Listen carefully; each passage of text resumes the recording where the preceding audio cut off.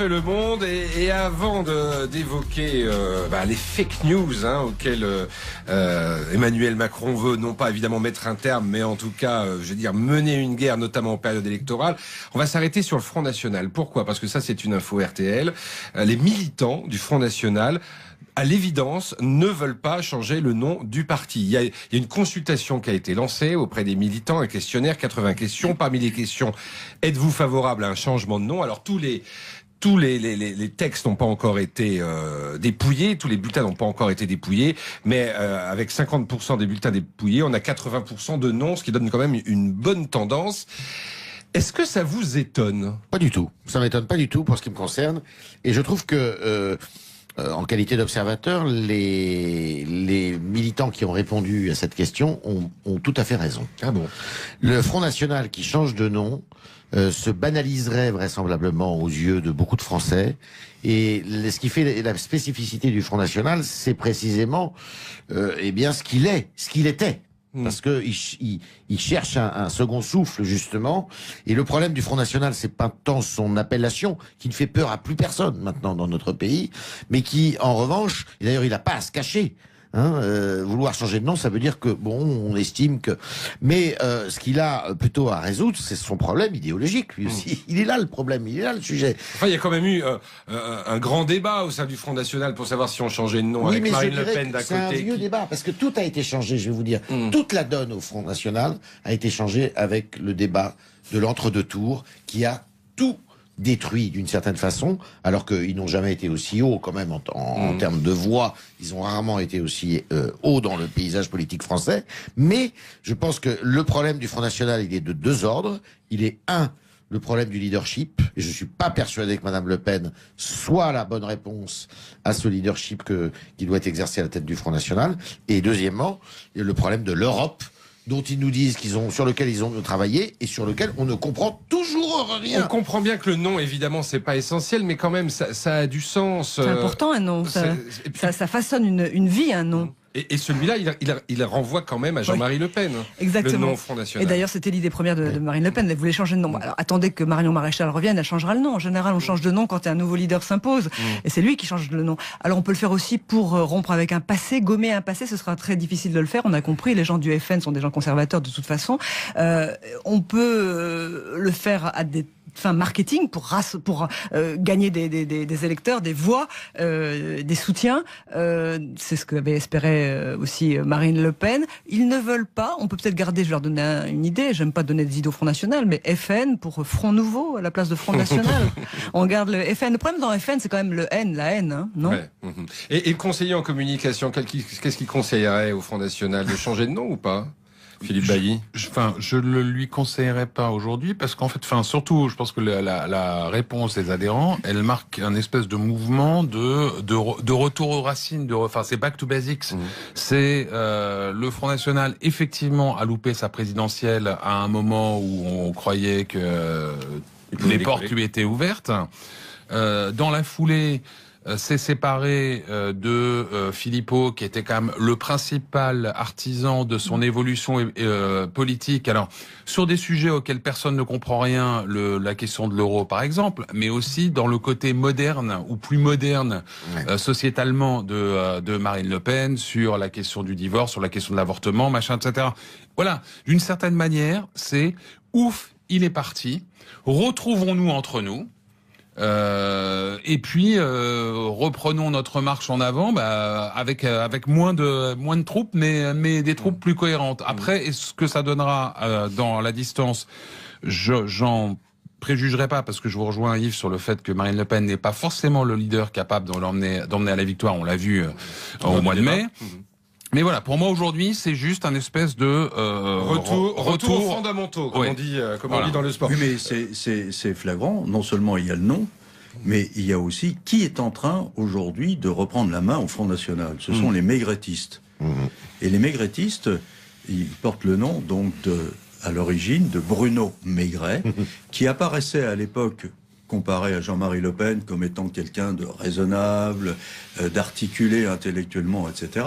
Redoutable. C'était le Philippot de Le Pen, hein. Et Énarque lui aussi, etc. Pardon, mais ça n'était pas le Philippot de Le Pen. Mais si, Énarque lui, haut fonctionnaire, etc. Ça n'était pas le Philippot de Le Pen en ce sens qu'il était plus radical idéologiquement que Jean-Marie Le Pen. Jean-Marie Le Pen imposait une radicalité par son verbe, par sa façon de s'exprimer, par les provocations, mais Bruno Maigret, lui, avait une idéologie extrêmement radicale. Et c'est ça qui est en train de renaître au Front National, ce qui veut dire qu'en conservant le nom, eh bien, il y aura un rétrécissement de la captation électorale, et c'est là où, effectivement, Laurent Wauquiez rêve de récupérer ses électeurs qui seront peut-être pas très contents de voir que le Front National, dans son essence idéologique, est en train de revivre. Parfait. Voilà pour le Front National. Il nous reste presque 10 minutes pour évoquer ce qu'a promis hier, lors de ses vœux à la presse, Emmanuel Macron, à savoir une loi pour limiter, si possible, la circulation des fake news sur Internet, notamment, évidemment, en période électorale. Je voudrais savoir ce que vous en pensez, et notamment ce que vous pensez de cette offensive des médias russes, Russia Today ou Sputnik, qui envahissent, mais alors vous parliez de faire des recherches sur Google aujourd'hui, ça vous saute au visage. Quand vous faites une recherche, vous avez dans la première page toujours Russia Today qui apparaît. Oui, si je peux me permettre, je pense que Emmanuel Macron gagnerait à... on a dit hier qu'il cédait à la tendance Hollande au sens je mets de la distance avec les journalistes avant de passer 1h30 à papoter avec eux dans la salle des réceptions. Là, en l'occurrence, il a un petit côté Sarko. Un nouvel épisode et hop, une loi en face. Alors, revenons peut-être là aussi à quelques fondamentaux. Il y a des lois qui existent déjà en France sur la diffamation, sur etc. Et si à chaque fois Pardon, mais une fausse nouvelle n'est pas forcément une diffamation. Hein. Si à chaque fois que... C'est vrai, vous avez raison, mais à chaque fois que survient un point nouveau, mais en tout cas, c'est un grand classique des campagnes électorales aussi, les faux tracts glissés dans les boîtes et qui donnent lieu, quand c'est la chance de celui qui en était la victime, à annulation du scrutin. On n'a pas attendu Internet pour diffuser des fausses nouvelles. Oui, mais encore une fois, on a changé d'échelle. Hein. Pardon Annie, moi ce qui me semble, le danger que je vois à ce projet de loi de circonstance, c'est comme les gouvernements ont trop tendance à se dire que dès lors qu'on a fait un texte, le problème est réglé. Ça n'aura rien réglé. Et de la même manière, on en a débattu ici il y a quelques jours, le fait soi-disant d'imposer aux mineurs de moins de 16 ans une autorisation parentale pour s'inscrire sur les réseaux sociaux ne réglera rien dans leur rapport aux réseaux sociaux, parce que tout simplement, il y aura personne pour contrôler et pour rendre cette loi effective. Donc, le point de départ, ou plus exactement, plutôt que de faire une loi, il y a un sujet fake news, mais il est d'abord dans l'éducation aux médias et dans la valorisation des médias de qualité d'une part, l'éducation aux médias de ceux qui vont consommer de l'info de l'autre. Mais il y a quand même, il y a un premier point que je voudrais souligner, qui est purement politique. C'est le côté omnipotent et interventionniste du président de la République. Je n'ai jamais vu un président de la République sous la Ve République qui se mêle, si vous voulez, de la vie des médias, notamment. Ah oui, Alors, si vous avez eu la loi de Laurent Fabius demandée par François Mitterrand, qui consistait à limiter le pouvoir, et elle visait directement Robert Hersan à l'époque, mais si vous voulez, c'est assez rare. Alors, on a déjà parlé des rapports Deuxième entre le président et les médias hier. moi je vois deux choses à ajouter sur le fond.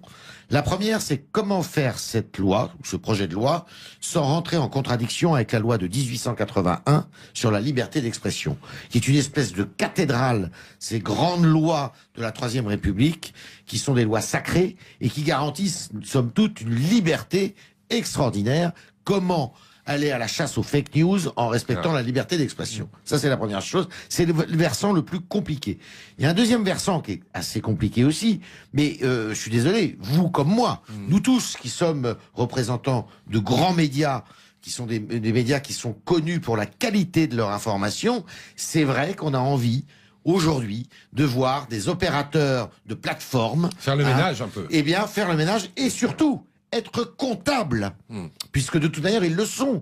Ils font un métier de rédacteur en chef, puisque c'est eux qui décident où est-ce que les informations, à quel niveau elles passent, si elles passent en tête, en base, hein, et ils ont les moyens et les pouvoirs de justement, eh bien, d'enlever tout ce qui ressort de la fausse information, tout ça, eh bien qu'ils soient comptables de ça. Parce que nous, qu'est-ce qu'on fait à RTL, comme au Figaro, comme ailleurs?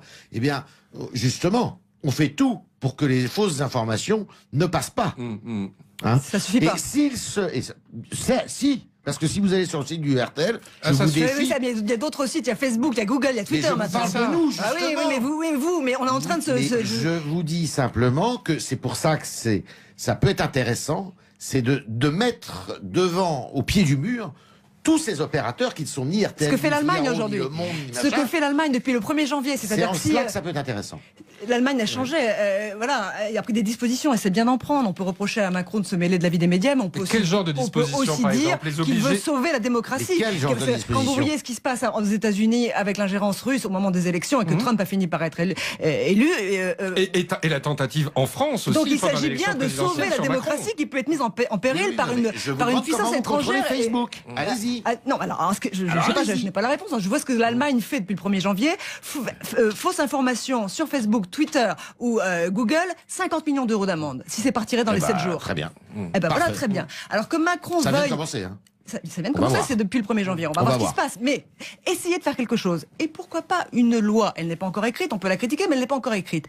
Mettre dans l'arsenal... Mais je critique pas, là, je vous dis la difficulté. Mais mettre dans l'arsenal anti-fake news une loi, c'est loin d'être idiot. Ok, la loi sur la liberté de la presse... Après, il faudra un tribunal pour décider si une info est juste ou pas juste. Non, là, c'est une dérive. Il y a tout dans l'appareil juridique pour poursuivre les fake news. C'est une question de volonté politique, effectivement de coopération des acteurs et, pardon d'y insister, d'éducation de nos enfants, des adultes aussi, mais en tout cas des enfants pour demain, à savoir lire intelligemment la presse et plus généralement les contenus. Je pense que les armes que vous proposez sont très vertueuses, mais sont malheureusement pas adaptées à ce qui se passe aujourd'hui, à la vitesse à laquelle ça va, à la propagation des fake news, à tout ce qu'il y a en face.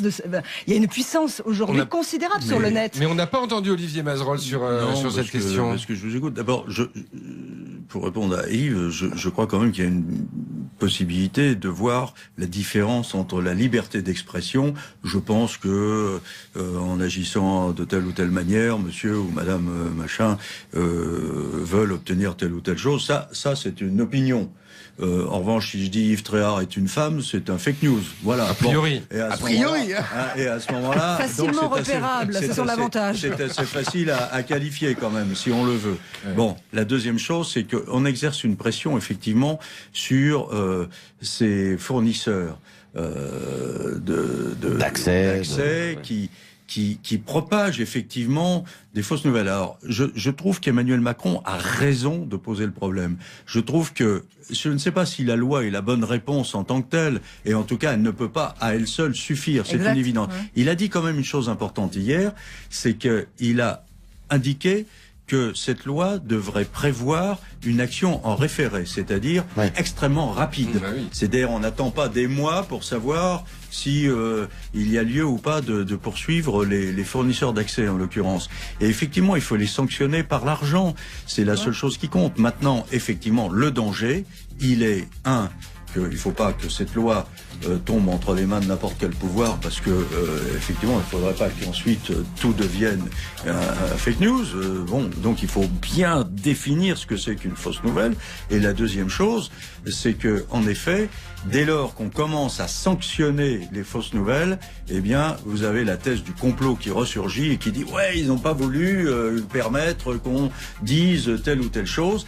Mais je crois quand même qu'il faut s'attaquer à ça. C'est une plaie à laquelle nous sommes confrontés en permanence.